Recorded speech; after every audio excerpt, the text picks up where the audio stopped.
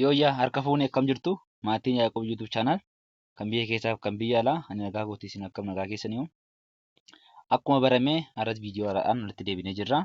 Isaan fuulduratti maatii YouTube keenyaa kan hin taane YouTube keenya kana subscribe gootanii like gootanii share gootanii immoo hiriyoota keessan biraan akka geessan comment gootanii immoo sagalee keessan nu biraan akka geessan kabajaaf jaalalaan isin gaafanna.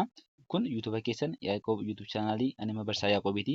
Guyyaa har'aa viidiyoo keenya keessatti kan ilaallu sagalee dheeraa fi gabaabaa. Mee dubbisaa kan sagalee dheeraa fi gabaabaa jedha barreeffamni kun.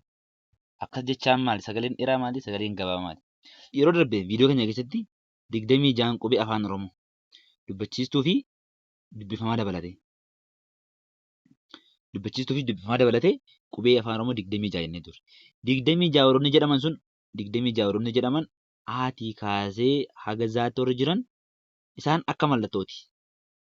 Kan sagalee itti godhu isaanitti kan sagalee godhu isa kamiidha? Qubee dubbachiistuu 5. Qubee dubbachiistuu 5 jedhee isin barsiisee ture. Qubee dubbachiistuu 5 A, E, I, O, U jedhee isin barsiise. Isaan sanaadha kan sagalee itti godhan. Isaan sana immoo sagaleen isaanii dheerachuudhaaf gaabbachuudhaan akkamitti akka fayyadamnu isa ilaalla viidiyoo kana keessatti. Kanaafuu viidiyoo kana subscribe gootanii maatii keenya akka taatan like share comment gootanii immoo hiriyoota keessan biraan akka geessan kabajaaf jaalala isin gaafanna. Kun Yaaqoob YouTube channel Barsaa Yaaqoobiiti. Qubeen walitti dhufanii maal ta'u? Jecha ta'u. Jechaaf jecha walitti dhufee immoo sagaleedha. Sagaleen immoo hima ta'aa dhufa jechuudha. Akkasitti deema. Kanaafuu sagaleedha kun. Akka fakkeenyaatti kan jalqabatti argamu kun kan argamaa jiru kun A2 kun immoo A1 lamaan isaa A'dha. Amma gaa inni kun sagalee dheeraadha. Inni kun sagalee gabaabaadha jechaadha. Maaliif? A jedhamu yeroo dubbamu A dheeraadha waan ta'eef A.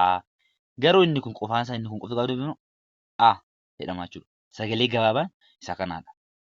Inni kun maal jedhama? Kun A kun A. Sagalee dheeraa, sagalee gabaabaa. Tole. Kan itti aanu E2 dheeraadha. Kun immoo E1 E jedhama. Inni kun E2 akkiitti barreessitu. Kun immoo tokko E1 barreessitu. E jedhama jechuudha. Inni kun sagalee isaa gabaabaadha. Inni kun sagalee isaa dheeraadha jechaadha. Yeroo dubbisnus yeroo jecha itti fayyadamnu isin dhufaa deeman ta'eef yeroo hima jaarutti gollu. Yeroo hima jaaraa deemnu akkamitti sagalee dheeraa kanaa sagalee gabaabaa kana fayyadamna kan jiru adda baafachaa deemtu waan ta'eef akkasitti hubadhaa. Inni itti aanu kun I jedhame kana. I kunoo I jedha kun I tokko. Inni sun I2 I jedhama kun. Inni kun garuu I tokkicha I jedhama. Tokko qofaadha jechuudha. Sagalee dheeraa sagalee gabaabaadha. Sagalee dheeraa sagalee gabaabaa isaanii isaanuma kanaadha. Kan itti aanu O.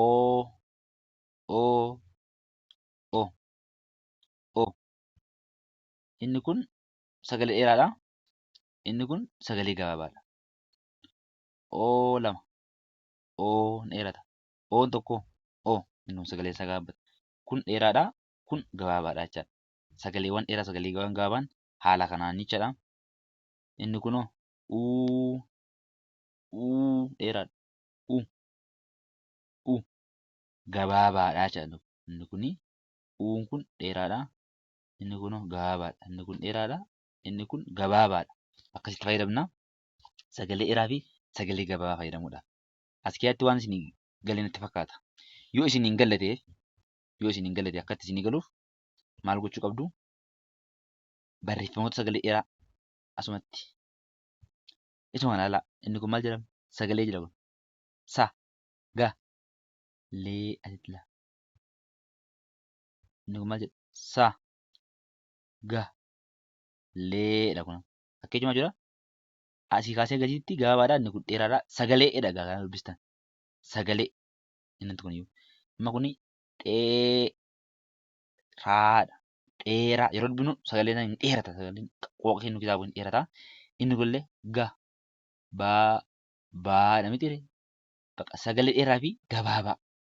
Kanaaf sagalee dheeraa fi gabaabaan yoo dheeratee yoo gabaabbatee jecha sana hima barreessuu barbaanne tokko nu jalaa jijjiira jechuudha. Kanaaf yoo hordoftoota maatii keenya Yuutuubiin keenya irraa kan irratti waliin dhaabbata. Yaadaaf qeeqa yoo qabaattan yookaas immoo biyya keessas biyya alaas teessanii qubee afaan Oromoo dubbisuudhaaf barreessuudhaaf barachuu kanneen barbaadaniif toora bilbilaa Duwwaa 9 Duwwaa 9 76 31 irratti heloo jettanii yaada keessan nu biraan ga'uu dandeessu. Karaa onlaayinii, karaa telegiraamis, karaa imoos, karaa waasaappiis, karaa googil foormiis karaa hundumaa barachuu dandeessu. Asirratti ni barsiifna waan taaneef horaa bulaa deebanaa biyya gaarii turaa.